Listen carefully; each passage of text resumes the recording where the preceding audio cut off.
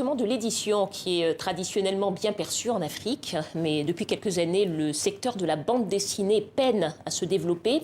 Nous avons rencontré une jeune dessinatrice à Kinshasa.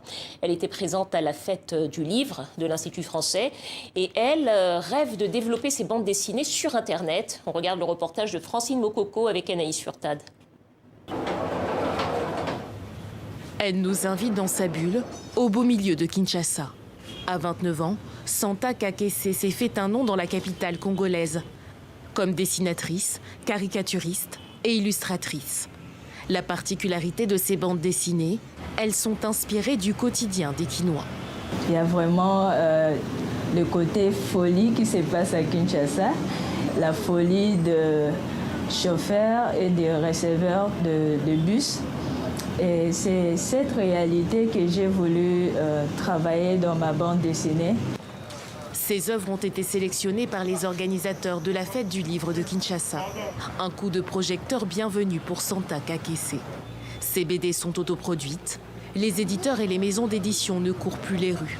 L'industrie papier attire de moins en moins de passionnés en RDC.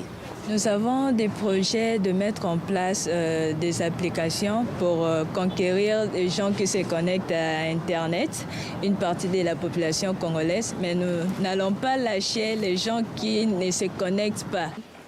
Santa a étudié ici sur les bancs de l'Académie des Beaux-Arts de Kinshasa. Son directeur général regrette une industrie qui reste encore inaccessible au plus grand nombre, même si la BD s'est démocratisée avec les impressions locales. Ah, c'est un lingala.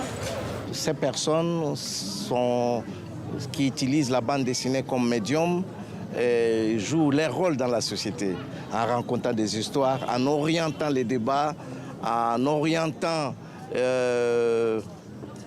les jeunes vers la lecture, parce que comme vous le savez bien, l'image peut plaider pour la lecture. Les jeunes dessinateurs de l'Académie des Beaux-Arts de Kinshasa seraient plus d'1 millier à se lancer chaque année sur le marché de l'emploi. Son dernier titre est devenu un tube en peu de temps et même plus encore, une expression populaire, le goût de ça. On écoute tout de suite un extrait, puis on retrouve son interprète, le chanteur ivoirien Rémi Adam qui est avec nous. Depuis le début, tu fais que me négliger. Tu m'as vu en quoi me mais peu tu m'as négligé.